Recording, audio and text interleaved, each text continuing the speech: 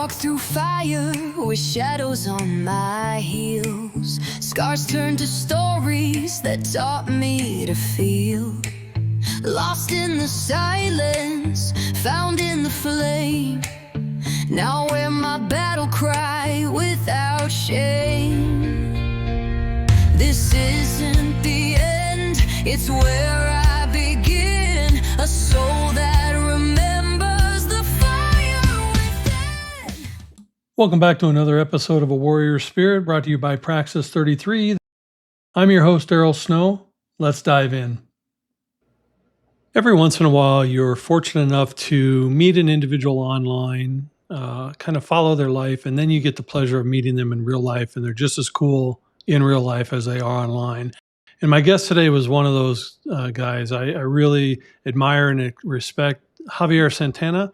Javier is a marketing and branding sage and a creative entrepreneur with over 30 years of experience helping businesses and individuals bring clarity, purpose, and life to their message. And a storyteller at heart and the founder of Vida Brand Lab, Javi blends strategy, creativity, and soul to spark transformation. He's on a mission to awaken other souls so they can live their life they're meant to live fully and leave a trail worth following. And when he's not guiding brands or crafting narratives, you'll find him savoring coffee, watching baseball, or spending time with his 3 daughters, which are the heartbeat of his why. And Javi, I paused there for a second because I used, Javier, but I hesitated like Javi because we were, sit down 50-year-old friends, Sorry. Nice to have 2 old guys talking about life and, so Gen Xers. one extremely much older than you. I just turned 61, so I got another decade on you. And you're coming to us from Delaware. Is obviously not where you were born and raised, is it? It is not. So Delaware I've been here most of my adult life. I'm 55 now, but I was born in Puerto Rico and grew up there. When I was 11 years old, I moved to the United States with my mom and my sister and to the Northern Virginia, D.C. area, west of Washington. And that's where I grew up in Reston, Virginia. And then I went to college in Delaware. I was an aspiring baseball player. Javier Santana, you figure, just give me the contract. I just have to play second base and third base. So I was on a baseball scholarship at Delaware State in the early 90s, and baseball didn't pan out for my career, but I ended up planting roots in Delaware. And what brought your family to the United States? My mom and my dad divorced early when I was 2 years old, so she raised my sister and I by herself, single mom. And her sister, my aunt, had worked for the Food and Drug Administration, was transferred to D.C. in the early 80s. So we came to visit to them for a summer, and I think less than a year later we moved because she loved it, and come. So her sister was encouraging her to come, and there we were. We just picked up, and it's interesting. I didn't know any English. I was 11. On Friday, I went to school in Puerto Rico. Monday, they put me in a school in Virginia, and I never looked back. And how did you learn the language? Because you speak really well. I mean, you've been here for 40 years. You should, but still. Yeah, right. I guess when you're young and resilient, you don't know any better. The adults is we kind of complicate things, but that's I just learned quickly. I was in 5th grade. My sister was in 3rd grade. I think we moved in March, and I went to school like summer school. After I didn't even miss a grade. My sister was held back a year. She was a little younger, so she repeated 3rd grade here. So just learned it. You have to. If I dumped you in Italy, and you got to figure it out. You got to figure it out. Yeah. It's funny because a couple of weeks ago I was talking to a lady who, she came here when she was 23. She came here from Colombia, and she learned the English language by reading the dictionary front to back. She's like, I need to know. And it's funny because she landed in Miami. And after 6 months, she got out of Miami because she said, I'll never learn the English language here. I got to go somewhere else where I can learn the English language. So she she went to Washington D.C. and started Very reading the accurate. dictionary. So yeah, I find that hilarious. What was it like growing up as an immigrant child in the East? Oh, it's fine. I mean, I'm very thankful to my mom that she never let us speak English in the house. Um, so I'm fluent in Spanish. I never, obviously my vocabulary, my spelling might be a little off. There's words now like, that are more modern that I have to kind of look up, but you know, um, but being from Puerto Rico is different. I mean, I was born a U.S. citizen, is because Puerto Rico is a territory. Um, but yeah, with my mom was interesting because she just a lot of things probably didn't was it. She protected us, very very protective, like So I was shielded by a lot of things, and I thank her for it. But yeah, I never had any issues. In the beginning with the Spanish, I remember being made fun of and stuff. I actually still remember that in the because I didn't know any English. There was some guy who called me a bad name, and I'm not going to repeat it here. And I was like, see. And then I remember like 6 months later, I learned a word, and I'm like, oh, where is he? I have something to say now. I'm going to find that guy. Yeah. I've known you for several years now, and you've always been just this gentle, humble soul. Were you that way as a kid, or were did you kind of transform into that as an adult, or were you kind of always that way? Uh, I don't know. I mean, I don't know how I am. I mean, people tell me how they perceive me. I'm. I think I have to again attribute a lot of things to my mom. She was very overprotective mother. I hated not her, but I hated my adolescence. Through high school, she was just like, "You got to be home by this time," like really tough. But I was raised by women too. Like my godmother lived with us, and my mom. Um, not saying but my dad wasn't around. So I now God blessed me with three daughters, so it just kept going. So I was around them. Like, I Yeah, know who's in charge. This guy is not. yeah, you get to know the torment of daughters, man. See this? This Yeah. is like that's not age. That's actually Yeah, this daughters this right was there. this was not salt and pepper Right. until I had my daughter. It was all pepper, now it's all salt. Yeah, You know. I do. As a pretty good baseball player, if you're going, on scholarship, what was your major besides sports? At the time, it was called. It doesn't exist anymore because it was called business art, commercial art. This is pre-internet, pre-computers. This is I graduated in '93. I remember, so it was more like even the marketing wasn't used. It was more like not desktop publishing. It was more like commercial art. So advertising, that world. So it was a split major. I took business classes at the same time I took like fine art. So like nobody knew what was going to happen a few years later with the internet and the computers and the Macs coming into the world. So I knew all that stuff, and I was going to be in the advertising world. All of a sudden, I graduate college. Oh crap! I didn't get drafted. Not going to play baseball. And then they're like, "Well, do you know Quark Express? Do you know, do you have a computer? Do you know like these different software at the time? Obviously now it's like Adobe InDesign, the desktop publishing, and like I have no idea what this is. So that diploma was worth nothing because what I was trained for was no longer in existence.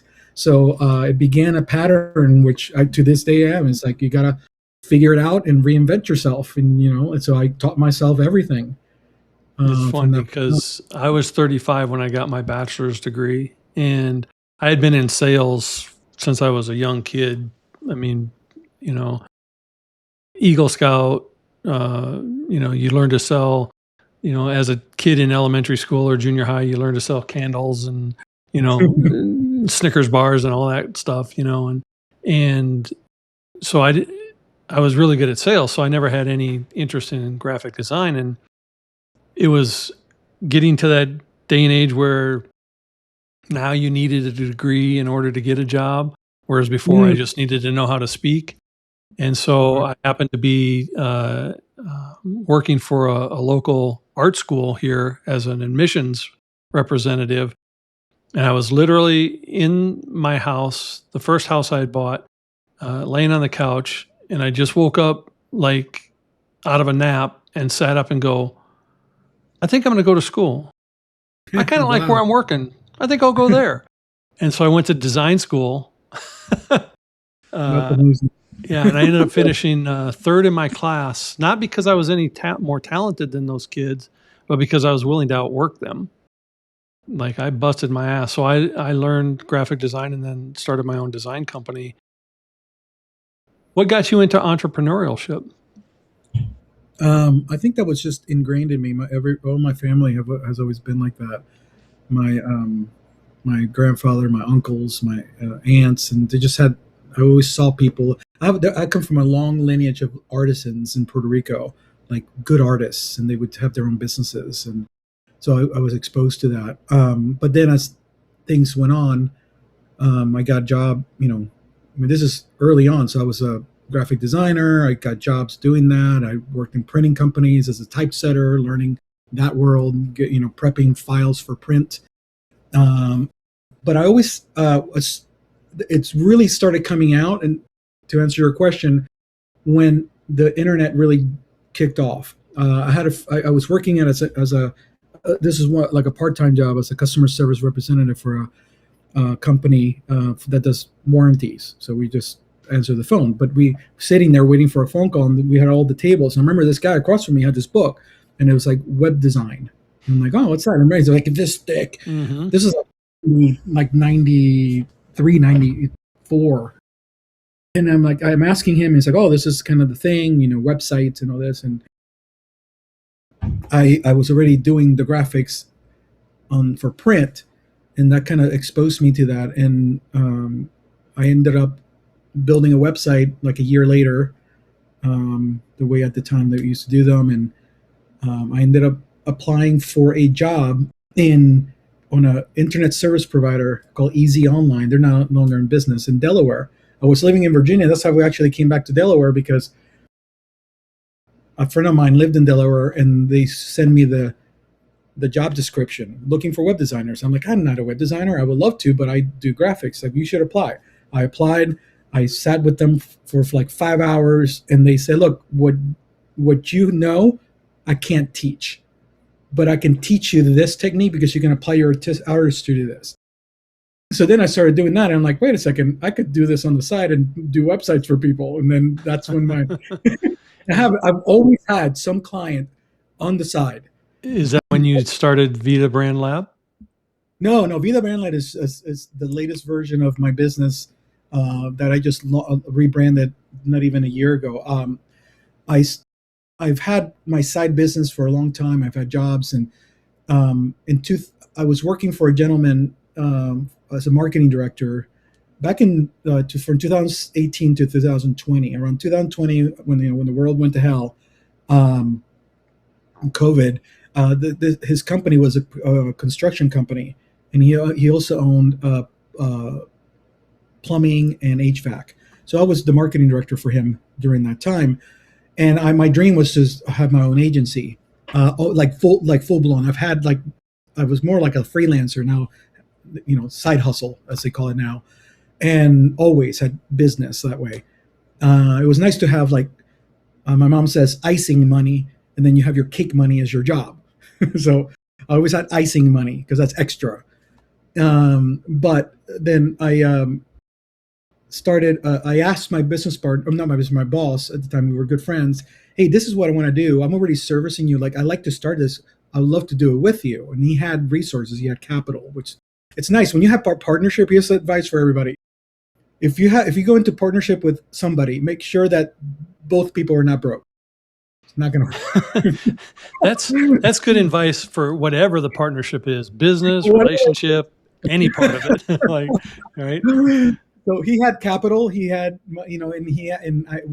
I provided, sweat equity, and he provided real equity. So he said, what do you, I love to start my own agency. I actually designed a logo. The name of the company was High Ground Creative. And I had designed that logo, a year Yeah, there it is. See the back? We're behind Megan. That's my oldest daughter. That's High Ground Creative, and that was the office at the time. By the way, that's Megan. We used to have a podcast, father daughter entrepreneurs, and he said, "What do you need?" It's like I need to hire 2 people to get started. We started servicing his businesses, and quickly I grew it, and it was amazing. So at my peak, I had 8 full-time employees, like on staff, like here physically in Delaware with me. We're doing very well. And then a year and a half ago, I shortly after, like around the time when I guess we'll talk about this a little later, my separation with my wife, and there was a lot of clarity in my life during this time, and I realized, my marriage is over. I'm being untethered from a person I never thought I was going to be. It gave me a lot of clarity about other things that weren't serving me, and one of those was that relationship. Not a personal thing; it's just directional, creatively.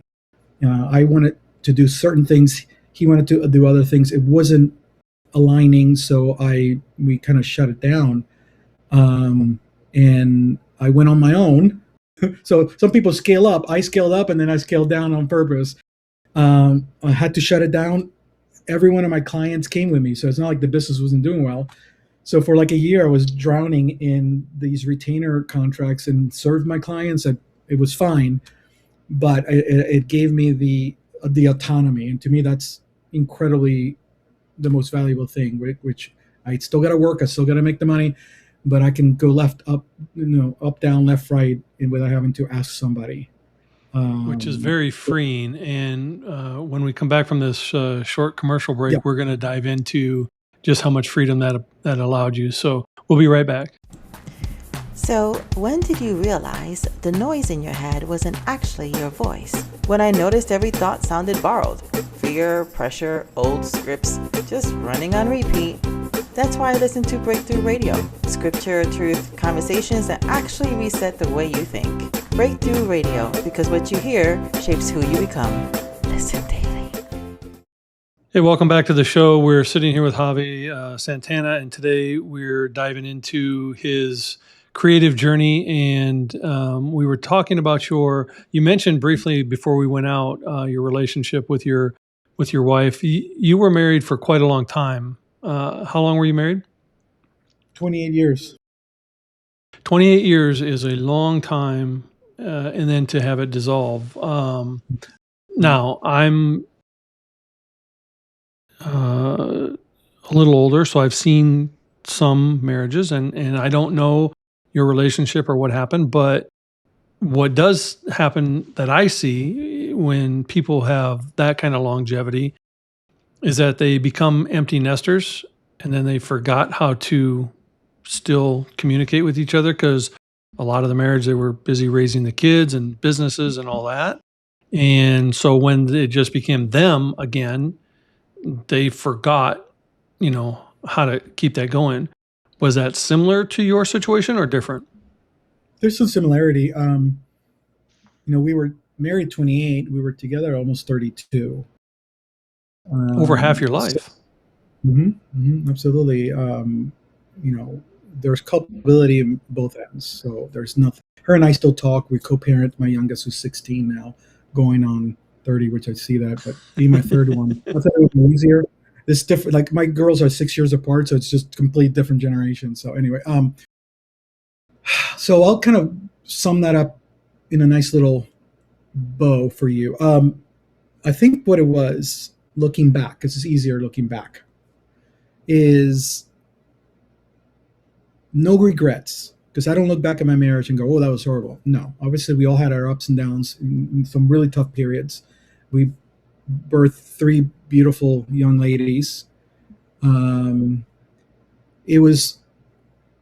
She was running away from her dad, and I was running away from my mother. We were dating, and it was like, okay. And we started this life and decided to start adulting, because the alternative was, and again, my mom is one of my best friends. I love her dearly. We're very close. And so it's not a thing now, but at the time it was like, this is what we need to do. So I don't think those 2 young whippersnappers had any business getting married. But then we had Megan a year later, and here we go. Let's start our life. I can And then, understand that. Now, yeah, in your personal situation, it's not often, and I'm going to go back to your creative endeavors here with High Ground Creative.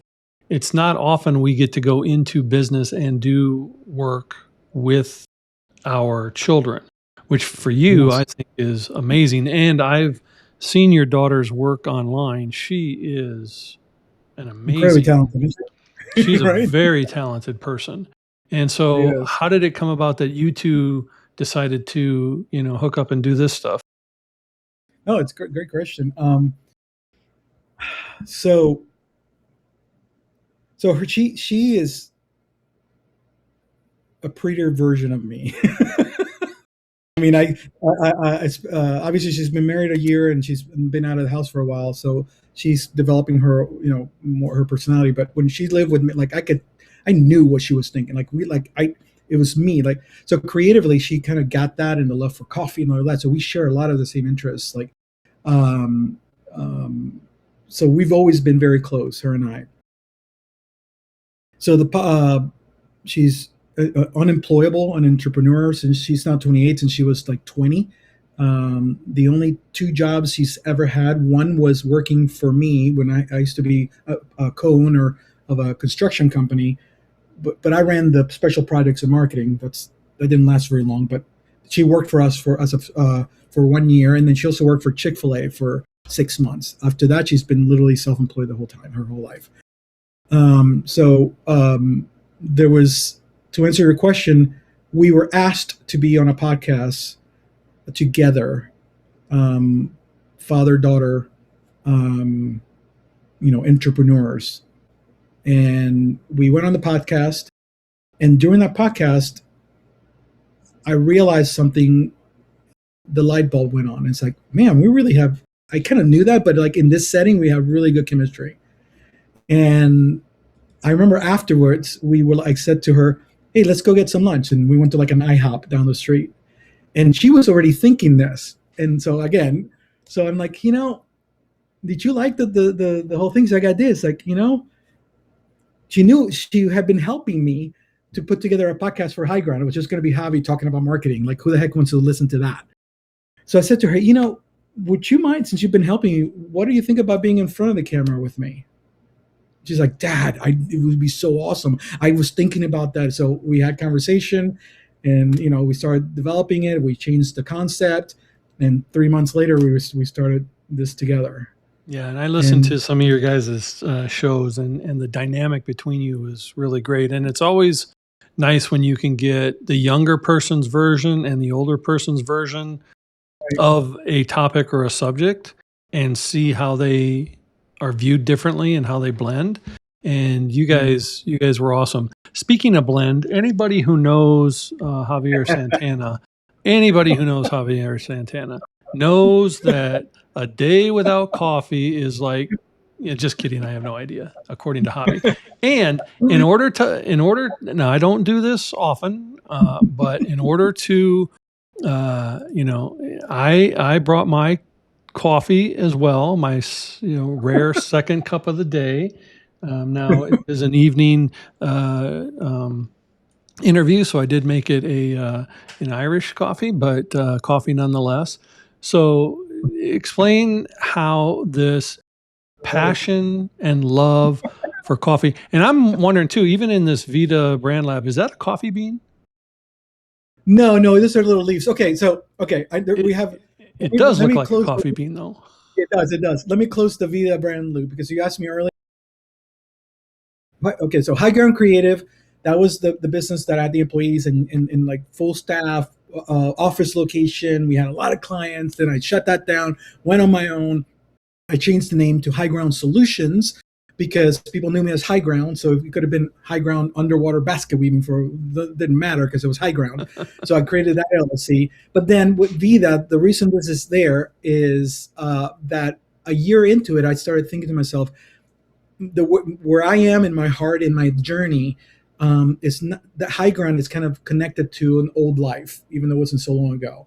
So I went through this creative process. It took me like several months, but like in the morning, I woke up and like I need to change this because so my messaging and my name aligns more of who I am now, post divorce, post everything.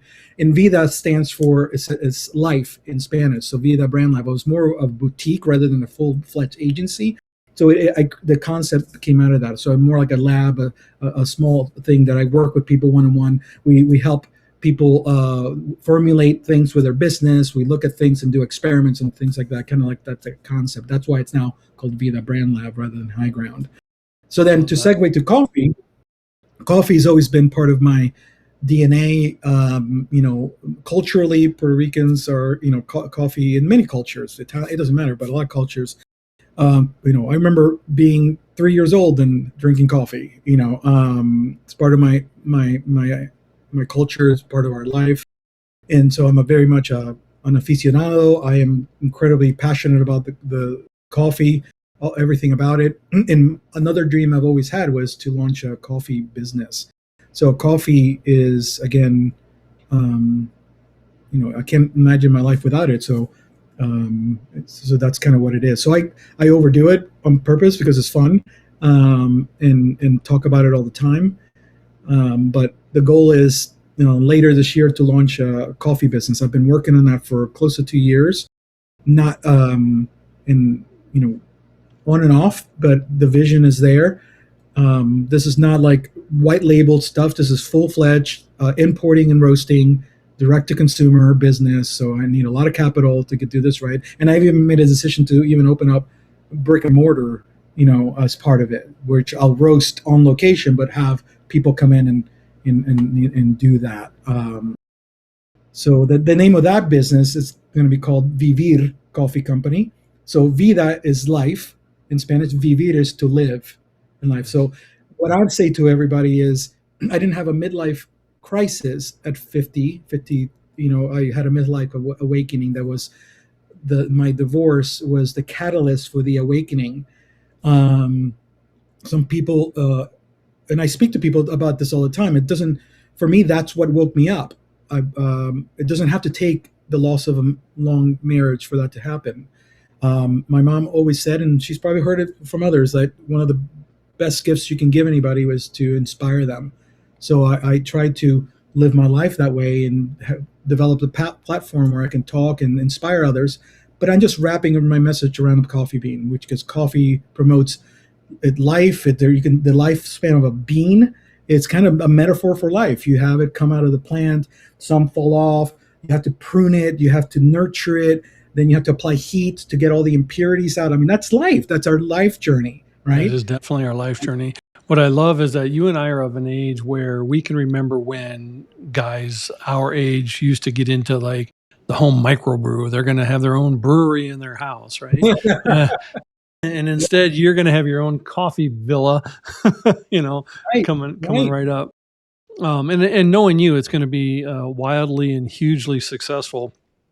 And in this society, and I was talking about this with a couple of our other guests, everything socially is geared around drinking. Like, oh, let's go have a drink. Let's go have a drink. Let's go have a happy hour. Let's go have a drink. It's nice that you're going to be able to offer a coffee. Let's go have a cup of coffee or a tea or whatever. Let's go, the non-alcoholic route and still be able to socialize, drink. We look back at our grandparents and, they would sit around the kitchen table with their friends with a cup of coffee, or they would go down to the local, cafe and sit and chat with a cup of coffee. So I think you're bringing an element back to society that society has been missing. So I think indirectly you're doing something, fabulous. And I'm going to circle back to that in a minute, but something that you also have a passion for that not many people have the passion for, Survivor. You wanted to be on Survivor, and how many times did you apply?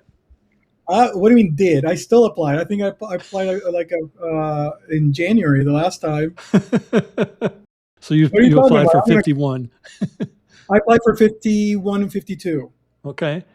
And so how many times total have you applied for Survivor? It's funny because first time I applied was season 2. I sent a VHS tape, Oh my goodness. and then I didn't for. Then I watched season. I didn't get in. I watched season 2. I'm like, I'm not gonna do that. They freaking suffered. So like they really suffered. And the next one was Africa, which they really suffered then. But then since COVID, I've applied twice a year because you're not supposed to overdo it. They kind of start so. Before every season, I send a new one. So basically, is probably 8 times. I was so encouraged, by the way, last season. I forget his name. There was one of the folks that had been trying for 8 years and finally got in. So what has driven this passion to be on Survivor? It's funny because my wife tells me that I should go be on Traders, and that's you're a wanting great show, by the way. you're Great wanting show. to be on Survivor. I'm like, I don't know. Right. Traders, you get food, you get a bed. In this one, Right. you don't. Yeah. So I think it's a rite of passage I didn't get when I was a young man that I feel I need to go in an island in Fuji for a month and go on. You could go do the Special Forces one now. That's a No. Survivor. Survivor. That's the Well, big one. I keep praying that you get on Survivor. That's hilarious. Oh my god! I keep not. I get so emotional about it. I don't know what it is, Daryl. It's and I check. I'm the old guy. In every season, there's the old guy. I check the old guy box. Yeah. So. You check the old guy box and the guy with the wisdom and who also has a good social game. Yeah, I have a good social game. I believe that I would do very well in this. Here's the last thing I'll say about Survivor, and I even said this in one of my audition tapes. Not eating, not a problem. I can go. No, not an issue. No coffee. That's going to get me voted off. So whenever I find out when I'm speaking into assistants, I'm going to literally that moment till the moment I'm there, I'm going to little detox and go through my withdrawals here before I get over there. That's because you don't want angry Javi on the island. You want maybe they'll put you in Colombia and then you guys can just do Colombian coffee. Yeah, there we go. In your bio, we talked about that you're on a mission to awaken other souls so that they can live their life the way they're meant to be. And what does that look like in your world? No, it's great question. Any opportunity I can, just through my content, just my connections. I talk about moments over milestones all the time. We have these big moments in on the calendar, like we mark every year. Oh, here's the birthday, and here's the graduation, and here's this, and it's great.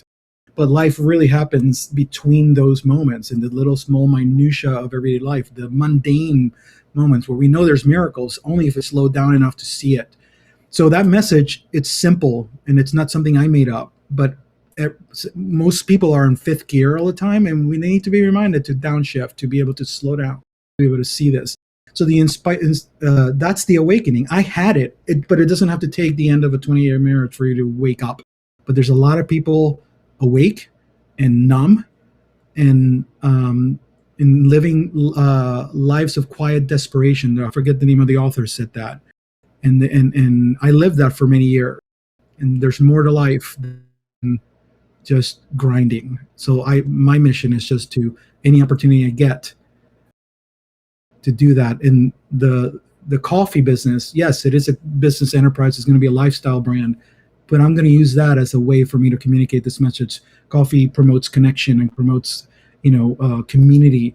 It's more than a morning ritual. It's a kind of like a daily decision to be present and to embrace passion in life, and it fosters connection, like you were talking about when you drink a cup of coffee with somebody. So that's what I'm trying to build, and just building a platform. Marketing to me, I love and I do very well, but I don't get jazzed up about doing a website or doing a logo. I get jazzed up about, awakening somebody to see life the way it should be seen, and really start living it the way that it should be lived, because I just experienced it. I'm almost in the middle of it, and I was numb for 50 years. Yeah, I feel the same way. It's like the last 2.5 years, have been my own awakening, and it wasn't a midlife crisis, but it was a healing.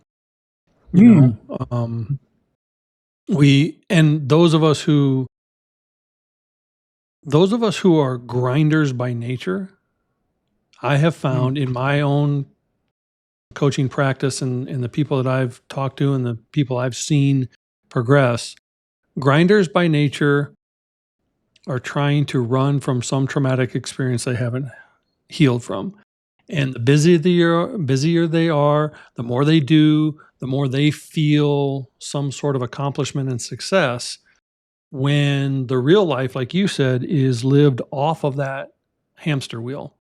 And one of the hardest things is to step off that hamster wheel and have quiet time, downtime, connection time, and learning that life is more than what you do. And it's funny, if you ask 10 people, Javi, who are you? First thing they're going to say is their job. Right. I'm an electrician, I'm a plumber, I'm a whatever. Second thing they'll probably say is a father, husband, or whatever. You have to get them to really peel back their onion before they tell you who they are without that label of their job or their duty. And you and I both know, because we both experienced it, when you can get to the point where you're living life, not existing life, there is peace and joy that is rarely experienced by many. And I think, and it's you know, there. what's that? It's attainable, and that's part of the mission, to let them know that this is doable. This is not out of reach. Yeah, and that's what your job is. But I think you're doing it like my goal is to help people connect their purpose and their passion. And you know, we are gifted something in our heart that is supposed to be birthed to bring forth, not for our benefit, but for those around us and those that need it. I'm very spiritual. I'm very connected with God. I haven't met any spiritual person who was gifted and birthed an idea, a thought, or a passion that was solely for them. Right. That's a good point. You're right. So connecting people to that and helping them get to that is a very powerful mission. And I'm glad that you're on, but it's also done in a fashion that you're very good at, and that's storytelling. Right. So how did you get great at storytelling? I mean, being in the marketing world and that you kind of develop that. But, you know, it's interesting. I have a lot of family members who are, you know, my uncle, my mom's brother, Jorge, he lives in Puerto Rico. Best storytellers I know. I think everybody in my family, at least on my mom's side, is like that. So you know, and, you know, biblically, I mean, Jesus spoke in parables. He talked about stories, you know, people understand things when they see themselves in this, so you can bring a point home. And then, like, people make fun of me, like, oh, Javi, you know, you kind of over explain, you need to land the plane. I'm like, you know something, that's how I communicate. But, you know, when you're telling a story, you have to have prologue, and you have to build your characters and do your setting, and then you'll bring it home. So like I'm doing right now. But you know, fortunately here we have a long runway, so you just circle and bring it home whenever you need to. We got plenty of runway here for you, so you just do your thing. I think the idea is, you know, I'm good at branding and good at messaging because of what I've been doing for a long time. I know, and bringing it together. So I figure that's a gifting I have. So why not apply that, obviously, to the enterprise that I'm going to do? Now, my motivation is fueled from to help others and for my passion. But why not? It's okay to make money doing it, and that's where I'm going to land and hang my hat. What a concept! Loving what you do, and when you make money at it, you know, people should try that. Everyone should try that, because it is, you know, and these people that get this aversion to money, or because you're doing something that's transformative to someone else, you shouldn't charge for it, or all this stuff. And I've said this a gazillion times. As magnanimous as I want to be, if I want to go into McDonald's and buy everyone a hamburger, they're not going to let me do it on my good looks. I have to have money. Because otherwise they might get a ketchup packet. I need to have the money. Right? So and there's no shame in that. It's the motivation behind it, right? You know, there's a lot of false humility out there with this, and I don't have it. Money doesn't drive me. but it's necessary to be able to function. It's absolutely. So let me ask you a couple deeper questions. And you've mentioned your awakening, Mm-hmm. So marriage issue aside, who are you today versus who you were 6 years ago? I'm awake. Um, I'm clear. I'm me. I lost who I was. I'm back. And I like this guy. I have a lot of work to do, but I like me. And I'm glad that I'm back. It took this awakening. I can't take that event out of the equation, because if it wasn't for that, it's kind of weird, because I'm not, now that I'm the other side of this. I mean, I'm very thankful. I mean, I never wished for that to happen to me. I always thought I was going to grow old with this person, but that's not what happened. So instead of sulking and going in a fetal position and saying, making this an excuse to whatever, I made it a reason to whatever it is. And what does an So, awakened Javier look like versus the one who was just kind of walking through life? I feel, and I allow myself to feel in all the areas. And I've said this before, where a lot of us, including me for many years, my drug was drivenness, like busy, busy, busy, busy. And when you slow down, then you have to start feeling. So the what people don't realize is, when you're trying to numb the pain, it's not selective. It's all or nothing. So you also numb the joy and the happiness and all that stuff. So I realized in my awakening that I had to risk betrayal. I had to risk disappointment. I had to risk pain again in order to feel happiness and joy. When I realized that moment, that's part of the awakening. I made a decision to allow myself to work through emotions and be, like people, the buzz term these days, be vulnerable, where it's just feel like, and I think God got 3 daughters who are Gen Zs who feel everything and communicate it very well. So I'm like, okay, but now I'm like, it's working through those emotions, but now you feel alive. This sounds weird. I kid you not. And I'm going to share it because we had a huge snowstorm up here in the Northeast a few weeks ago. It's still here. It's been today. Yesterday was the first day above freezing, like in 2 weeks. And I remember walking around taking the trash can on trash day, and I had to go over ice because I had to go up the front yard. This happened last week. I ran over my toe because I had my flip flops. I mean, Okay. Sure. I had my flip on, but I had my flip. Yeah. So, and it hurt. And I stopped for a second, and instead of like cursing the world, I'm like, man, feels good to be alive. I kid you not. It was just a week ago. No, that I didn't like it. I don't try to inflict pain on myself, but I'm like, man, like I feel that. Ooh, I'm not going to do it again. Yeah, but there's a part of that people don't embrace. Like you said something I think a lot of people miss. When you're numbing the pain, you're also numbing the joy and the happiness. And I just had this conversation with my wife today. I can't remember most of my life because most of my life I was running from the trauma. And so even though I've lived in a lot of places, I can't tell you hardly one thing about any of those places because any of the joy I experienced there was masked over by the trauma I was trying to run from. Wow. And so you're extremely correct. You numb it all. So in your awakening, how has this made you a better father? Well, part of the awakening is self-awareness. So, and I'll answer your question there, but the part of that is like, ooh, I see why they didn't like that about me. Ooh, let me fix that. But as a father, it allows me, I've always really like, that's a category and a place where I really, regardless of my flaws and my numbness or whatever, I really poured into my daughters. I think it was a consequence of just not having my dad with me growing up. So I never wanted. I saw the impact of not having a father, and also what it did to my younger sister, who was a young lady, and not having dad. So I always like, I don't know what to do, but I know what not to do. right? But as a father, I think that I empathy a lot more. Um, I I listen more.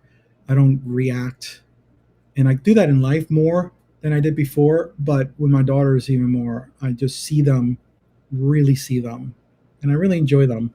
Um, so that's been a big thing with me with this awakening. Is just allowing me to kind of slow down and just kind of it's almost like I'm a kid in the candy store. Like, what's a better analogy? Oh, okay. You're like you remember this. Some of the older viewers see this. Remember those posters where you had to kind of stare at it for a minute and then all of a sudden it kind of popped. Yeah, the 3D ones.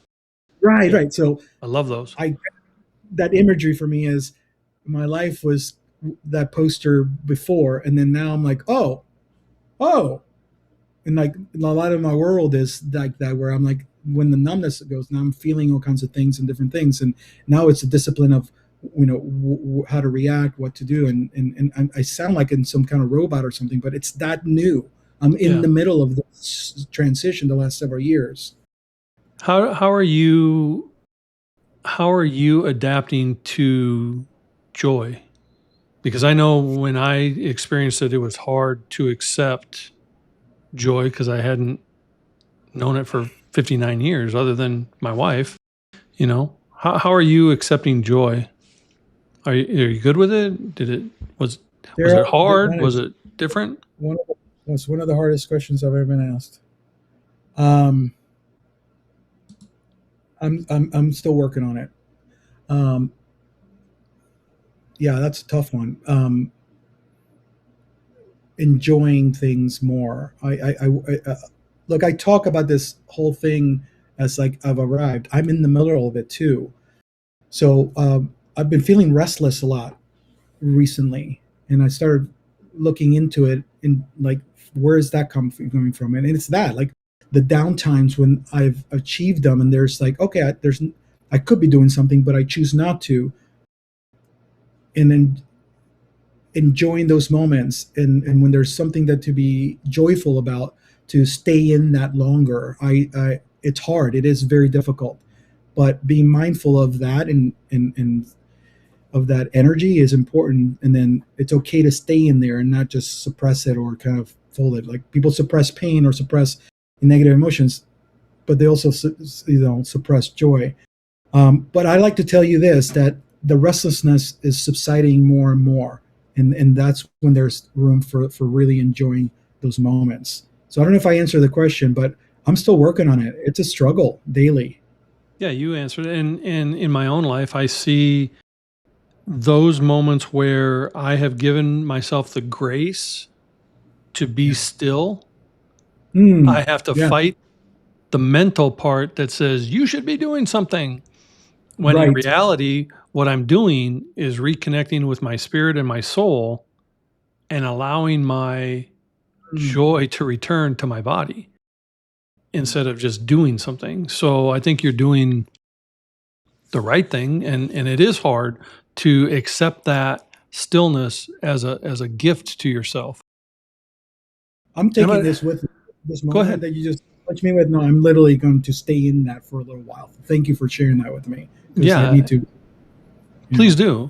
I'm going to ask you two variations of a similar question.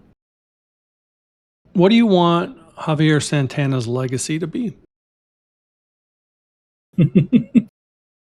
Good Lord. We're not going to go with good Lord. You're not going to be good Lord. You're going to be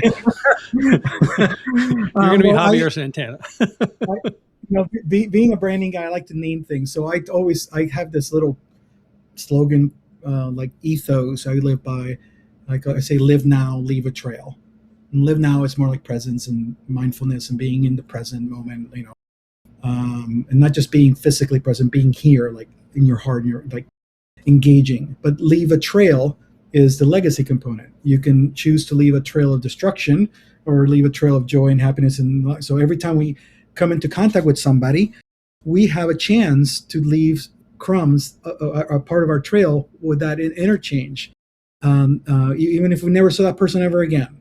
So in any circumstance, seeing the world in the micro that way is part of legacy. So that's still legacy. Slowing, like you run into somebody, you say a kind word, might not be remembered by all kinds of people, but that's legacy because you're leaving that in the macro. My daughters are part of my legacy. I will let them in my funeral say what it is, but what I can do is I can control today, and my mission is becoming my purpose, and that's going to be part of my legacy.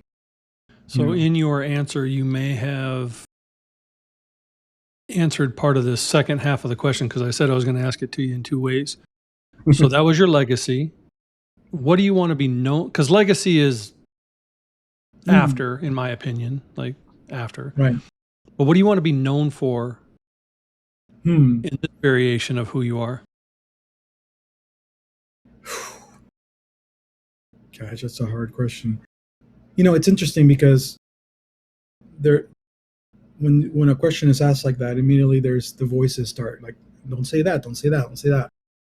I think the first thing that came into my heart when you said that, without filtering it, was the cliche is leaving the world better but I would say the people that I came into contact with are better because I helped make their life better somehow. I don't know what that looks like.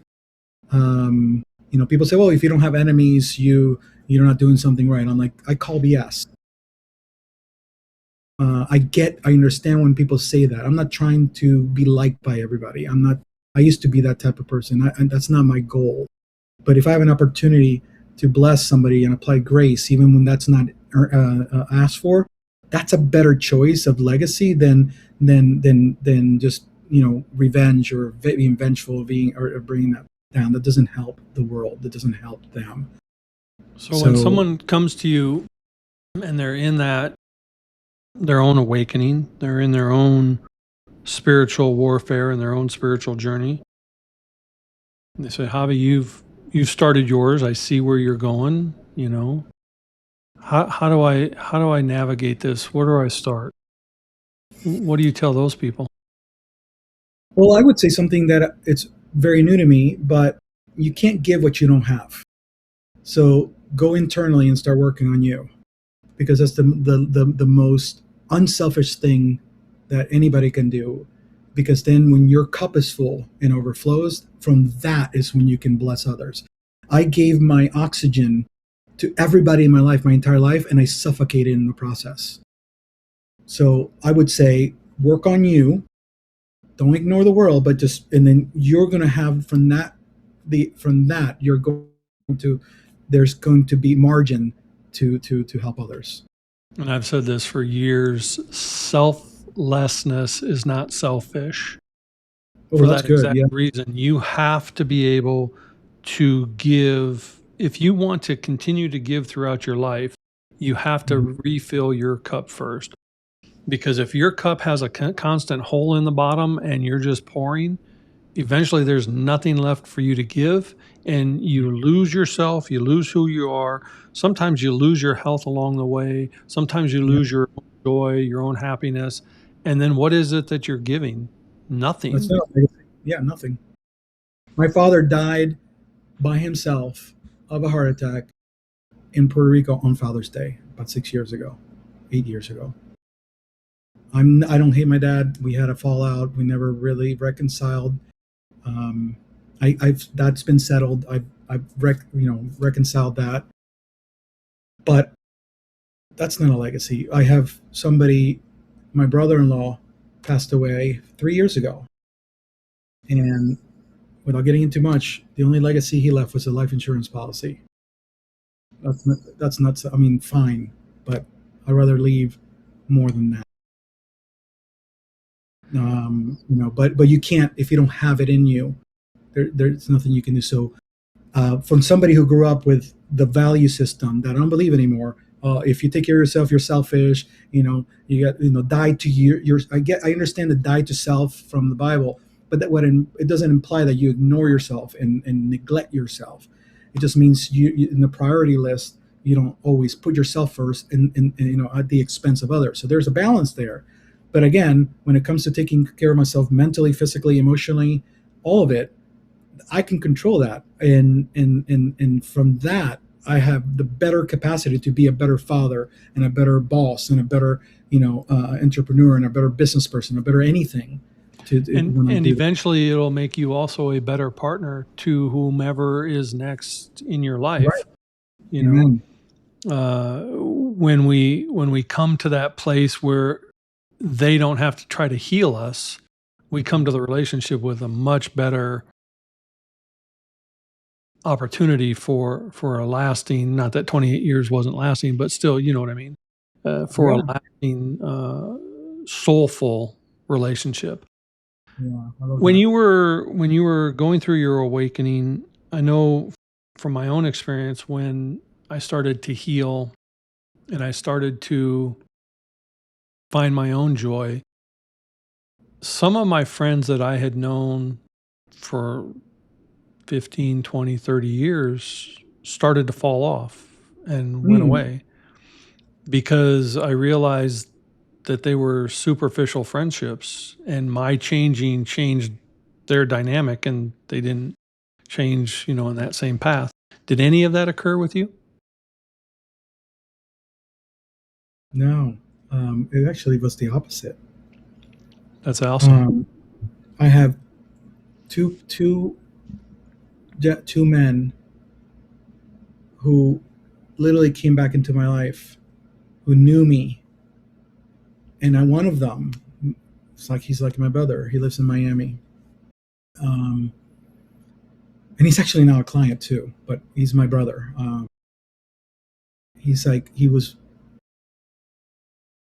Says, "Hey, I missed you. I'm glad you're back." And it just was nothing against her. It was just like they saw it and they noticed. So there's one that his name is John. He lives in Virginia. I've known him since I was like literally the first friend I had when I moved to the United States in 2011. So we're like friends. We reconnected. We've done stuff together. AJ's the same way. So I've known AJ for 40 plus years and John for 44 years. And those guys came back. Oh, and there's another person too. So I didn't have that, but because I think the people that I've been around, it's not that I don't have old friends in between that, but I tend to be friends with a lot of people I do business with. They just become friends and stuff. So the last 5 years, my new communities and circles of influence are fairly new, and so this transformation and stuff has happened the last 3 years of that 5. So they just know me, but they've seen what I've kind of gone through. I mean, you and I, were at an event together for a weekend a few years ago and had a lot of conversations during that time. And I was just starting to kind of go through that journey back then. But no. And I got a little emotional because I'm thankful that it didn't happen. But I think that if it were, I would have been at peace with it because I know who I am, and it's okay. And I understand that the people come into my life in seasons, and it's okay. It's not like now they're an enemy if they're not there anymore.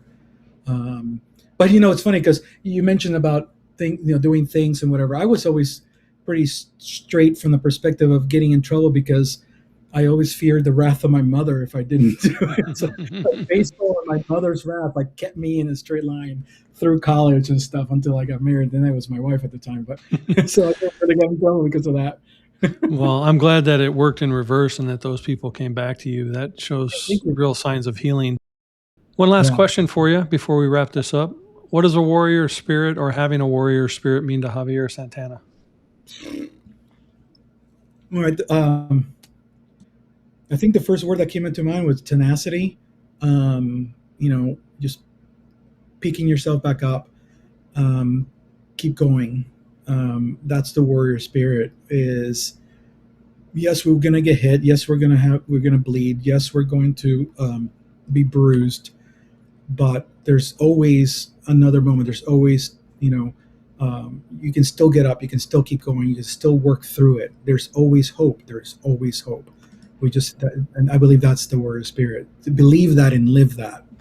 Well, I believe I'm blessed to know a person like you, and I thank you for coming on and sharing some Thank time you. with us. And thank you for doing this. I appreciate you. Appreciate you. Thank you so much. And if you'd like to get in contact with Javi, you can do so at his website, vidabrandlab.com, and on his social platforms, Facebook, Instagram, and LinkedIn. And as always, thank you for joining us on this edition of A Warrior Spirit. Be sure to like or subscribe so you catch all the episodes. You can tune in on all the major platforms, as well as on Roku via the Prospera TV app. And remember, the journey is sacred, the warrior is you, so be inspired, be empowered, and embrace the spirit of the warrior within. It's not just about the fight, it's how we rise from it.